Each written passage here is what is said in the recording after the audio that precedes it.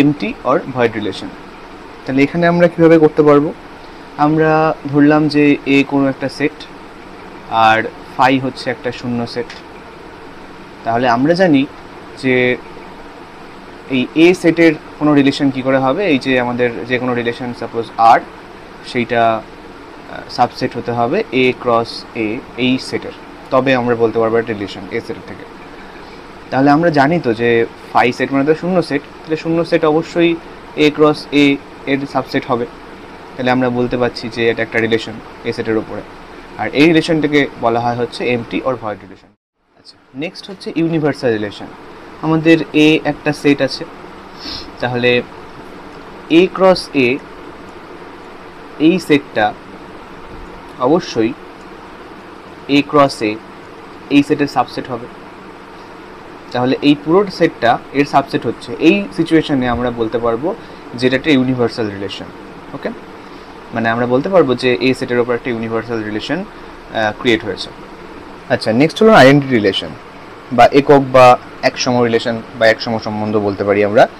এটাকে কি বলে, আমাদের এই যে এ সেটটা আছে এর আইডেন্টিটি রিলেশন কি হবে, আমরা যদি সেইটাকে আই এ বলে ভাবি, তাহলে এটাকে এমনভাবে সংজ্ঞায়িত করতে পারবো যে ব্যাপারটা এরকম যে x comma x such that x belongs to A.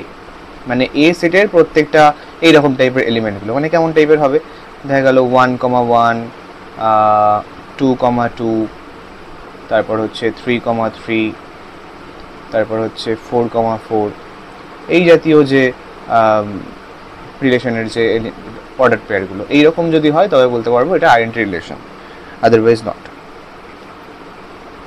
Next হচ্ছে রিফ্লেক্সিভ রিলেশন। রিফ্লেক্সিভ রিলেশনটা কেমন, দেখো এ ইকুয়ালস টু সাপোজ আমার একটা সেট আছে এরকম 1, 2, 3 এইরকম।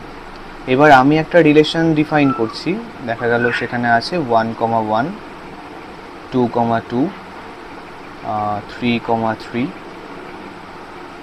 2,3, 2,1, আদারওয়াইজ যা কিছু এইটা। তাহলে এইটাকে আমরা রিফ্লেক্সিভ বলতে পারবো। রিফ্লেক্সিভ রিলেশন এরকম বলে যে প্রত্যেক এ বিলংস টু এ এর জন্য এইটার জন্য হতে হবে, মানে দিস ইমপ্লাইজ কি হতে হবে যে A comma A belongs to যেন আর হয়, তবে আমরা এটাকে রিফ্লেক্সিভ বলতে পারবো। তাহলে খেয়াল করো, আমরা এই 1, 2, 3 এইগুলো সবকটাই এতে আছে, তাহলে 1,1ও আমার আরে আছে, 2,2 আরে আছে, বা 3,3ও আরে আছে।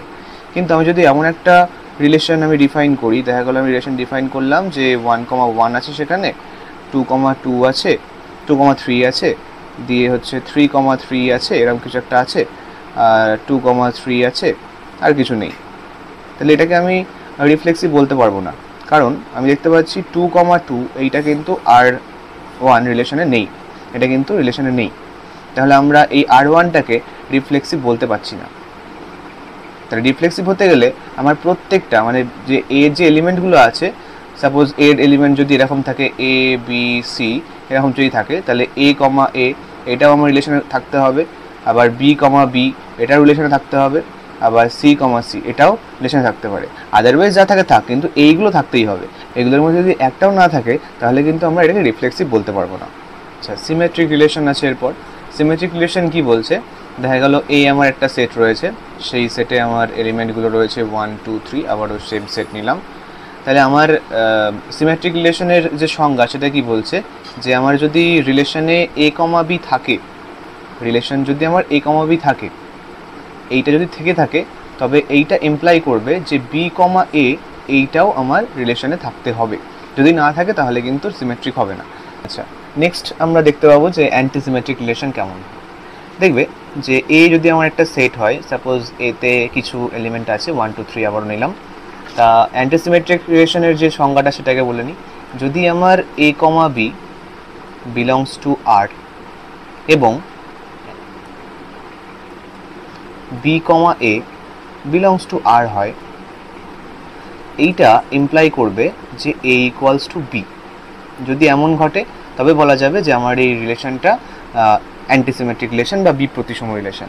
তাহলে দেখি এইটা, সাপোজ আমাদের একটা রিলেশন এখানে নিচ্ছি, রিলেশনে আছে আমার 1,2, 2,3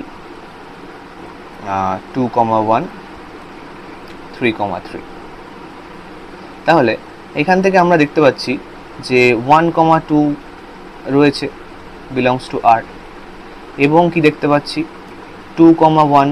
2,1টাও বিলংস টু আর আছে। তাহলে এটা থেকে কি আমরা বলতে পারবো যে 1 ইকুয়ালস টু 2? এটা কি বলা সম্ভব কখনো? 1 ইকুয়াল টু হতে পারে? কখনোই হতে পারে না। তাহলে এই ঘটনা তো ঘটছে না। তাহলে আমার এ ইকুয়ালস টু বি কি হচ্ছে? হচ্ছে না। তাহলে এইখানে কিন্তু এটাকে অ্যান্টি সিমেট্রিক রিলেশন বলা যাবে না, এই আরটা কিন্তু অ্যান্টি সিমেট্রিক রিলেশন নয়। ট্রানজিটিভ রিলেশন, ট্রানজিটিভ রিলেশনটা কখন হয়? যখন দেখা গেল আমার এ একটা সেট রয়েছে, সেই সেটের রিলেশন আর। এইবার তাহলে আমার এই রিলেশনে যদি এ কমা বি অর্ডার পেয়ার উপস্থিত থাকে, ঠিক আছে, যেখানে এ আর বি হচ্ছে এ সেটের এলিমেন্ট, উপস্থিত থাকে হচ্ছে আর এ, এবং বি কমা সি এইটা উপস্থিত থাকে আর এ, তাহলে this implies A comma C এইটাও উপস্থিত থাকবে আর এ।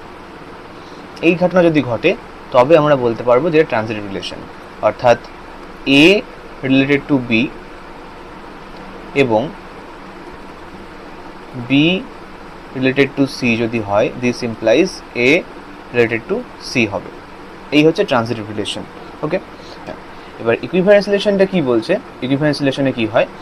আমাদের যে তিনটে রিলেশন পড়লাম, একটা হচ্ছে রিফ্লেক্সিভ